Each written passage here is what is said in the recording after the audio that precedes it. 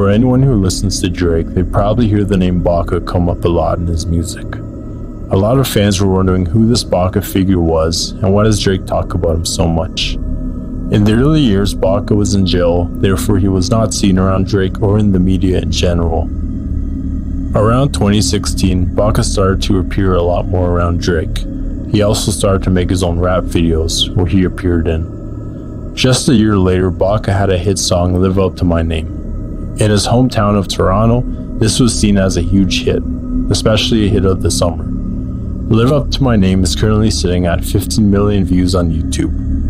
Not only did Baka have that going for him, but he also appeared on Drake's mixtape known as More Life, where he has a part on the song Free Smoke and Gal Chester.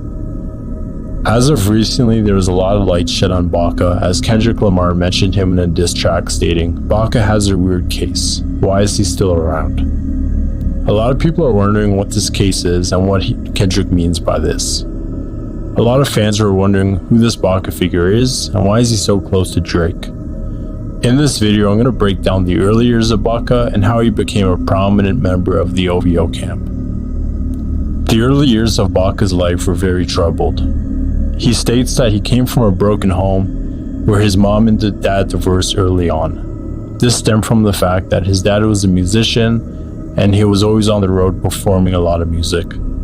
Despite his parents trying to lead Baka down the right path in life, he was more attracted to the gangster lifestyle, which led him to the streets. Baka grew up in an area of Toronto called Galloway. This is a very low income area in Scarborough, where a lot of gangs start to flourish. The gang that resides there is known as the G-Way Boys. The G-Way Boys have a long history of terrorizing Scarborough in general, which I might get into another video, but as far as this video goes, I'm just going to focus on Baka. Baka would also become friends with other men in that area that later became Drake associates. This includes Gilla, Chubbs, and Preem. Baka's first time getting arrested was when he was a minor. He was caught up in a robbery and served 2 years and 6 months in jail. Even though, at the time of the crime being committed, he was a minor, he turned 18 when he was on trial, therefore he was tried as an adult. After Baka served his time for that case, he was quickly caught up in another case that changed the trajectory of his life forever. Shortly after his first stint, he was arrested again on attempted murder this time. An individual was shot in the chest. Luckily, he survived. However, when it was time for someone to pay for the crime, everything pointed at Baka. From all the information that's out there, it seems like Baka played a part in this. However, he was not the main associate. It seems like he was with another associate who fired the shot, and when Baka was arrested, Baka refused to rat out who else he was with. There's no hard evidence to prove what really went down. However, Baka was sentenced to 13.5 years in jail, but he won an appeal and ended up serving 9 years. Baka, however, realized that this is not the life for him. He began to change his mindset a lot in jail and realized the criminal lifestyle is going to keep him in jail or it's going to lead up to his death. After Baka got out of the 9 years he served, his life started to change for the better. His friends Chubbs, Preem, and Gilla were now connected to Drake because they were all rapping and rising up in the rap world. Preem was shooting a video that Drake was present at the time, and that's when Baka first met Drake. Drake instantly took a liking to Baka and they became friends. Drake hired Baka basically as a security guard as Baka was big in size and could defend Drake. Baka, however, was a lot more than just a security guard. He ended up becoming great friends with Drake, and he would also introduce Drake to a lot of the artists rising in the underground rap world.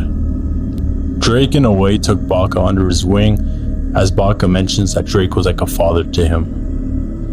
Baka being around Drake so much led Baka to start being around more music, and Baka felt like he should contribute a bigger part to it. One day Baka heard a beat that he really liked. Some of Baka's friends suggested that Baka should rap over it. Baka was blown away with the result. He kept going with his music career and started working with producers like Murda Beats. Eventually, Drake started hearing the music and instantly told Baka to keep going with it. As anyone would, being told by Drake your music's good would be a huge motivator. This really made Baka turn his life around and stop going back to the streets. However, he was involved in one more case that could have ruined his life. This was the case Kendrick is referring to when he says Baka has a weird case. In 2014, Baka was convicted of sexual assault and human trafficking. A 22-year-old woman said she was assaulted by Baka and forced into the sex trade, where she turned all of the proceeds over to Baka. Baka pleaded guilty, however, eventually all the charges were dropped due to lack of evidence. The 22-year-old woman made no further statements, which got the charges dropped. There's a lot of speculation that either Drake or Baka paid off this woman to keep her mouth shut, but nothing's confirmed. Baka was free once again. From 2015 on, Baka really went hard with the music. Just 2 years later, in the summer of 2017, Baka released a song that changed his life forever, Live Up to My Name. Baka heard the beat in the UK and thought it'd be great for him. He said at the time he snapped on the beat, sent it over to Drake. Drake made some changes, and then Baka released a song. This was a massive song in Toronto at the time. However, it's heard all over the world as well. The music video was very engaging too, with Drake's, Whaley, The Weeknd, and many other OVO associates being in the video. This song really captured Baka's voice, as it was artistically very pleasing, but he also talks about where he came from and how he's not afraid to return to his past. After Live Up to My Name, Baka had not put out any music that got that amount of recognition. However, Baka is always by Drake's side and still putting out music. Baka has developed a pretty massive fan base all around the world, saying most of his streams come from New York.